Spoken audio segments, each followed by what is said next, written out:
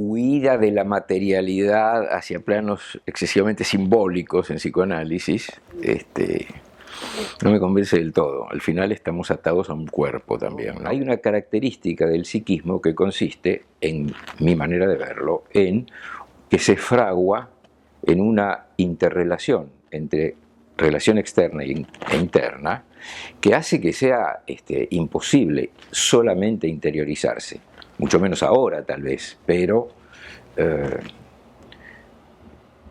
de cualquier modo eso está como una característica psíquica. La situación sexual genital, que está tan desinhibida, vamos a decir, últimamente, en relación a medio siglo, un siglo atrás, que estaba mucho más reprimida. Entonces uno podría tener la idea de que, bueno, ahí ya hay una interioridad más rota, porque eso se ha extendido hacia los otros, la sexualidad.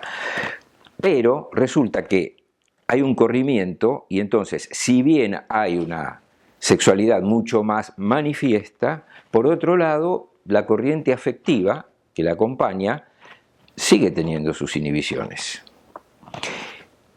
que sería un poco el carácter general de la neurosis, por otra parte. Eso se mantiene. De manera que ahí veo un desdoblamiento, por ejemplo. Le da ocasión de que haya también una circulación afectiva mayor. La ocasión está. No quiere decir que se pueda utilizar, porque la base de la neurosis siempre está por ahí presente.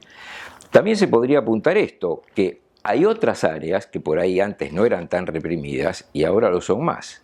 Por ejemplo, todo lo relativo al tema económico, a la economía de la gente, pasa a ser una cuestión, yo observo en este momento, más reprimida, menos hablada, como si hubiera, en ese sentido, la sexualidad se hubiera desinhibido, pero la economía, entre comillas, se hubiera inhibido más de las personas, ¿no? La posesión del dinero, de los bienes, ese tipo de cosas. No, es más bien, diría yo, una permanencia de una dificultad afectiva general, o que ya existe como una especie de modalidad del psiquismo, pero probablemente estudiando o investigando cada situación en particular social podríamos detectar cambios. Lo que pasa es que tal vez relativizo un poco que haya una crisis, digamos así, o en todo caso pienso que la idea de crisis es relativamente permanente. Es decir, lo que el análisis más subraya es que el conflicto es una situación permanente y que el enfrentamiento del conflicto sería una situación sana. Para mí, el psicoanálisis es un producto de la modernidad, como otros.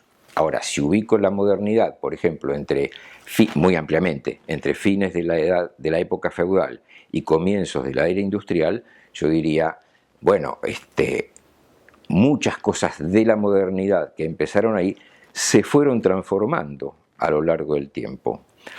Pero el psicoanálisis, que sería una de las últimas grandes revoluciones de la modernidad, pertenece a la modernidad.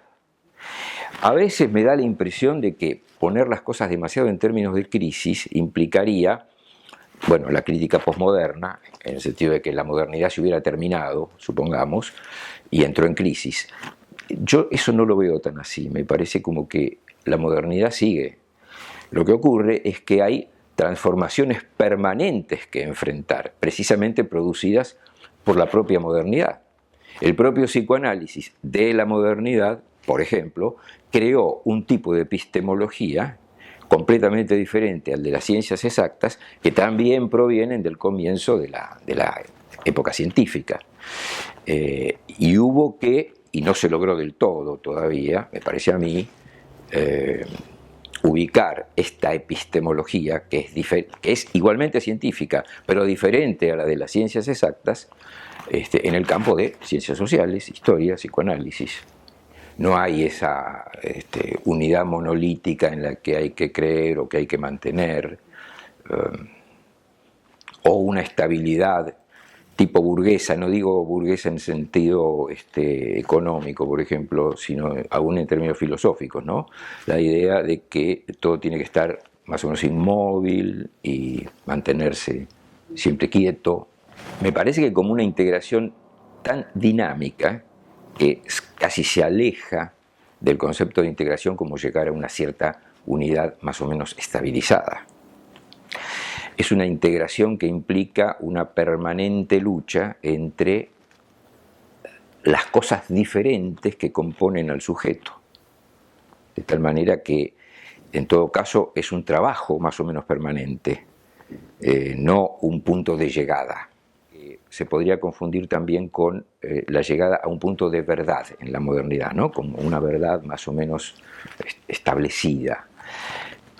No hay tal.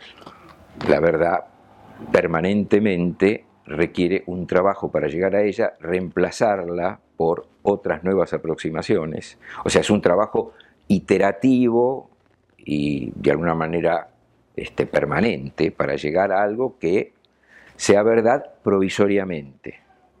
Lo que no descarta que tiene una importancia llegar a una verdad, aunque sea provisoria, pero siempre está en juego el poder seguir trabajando sobre esa verdad. No se llega a un punto, digamos, definido, definitivo.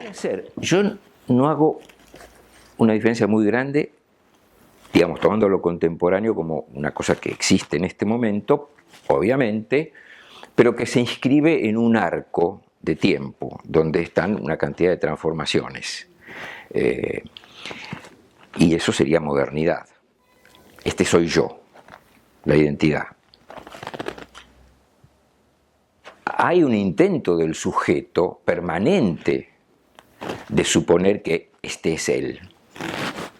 Hay un yo oficial que ponemos por delante de nuestro yo que está conformado por una multitud de identificaciones.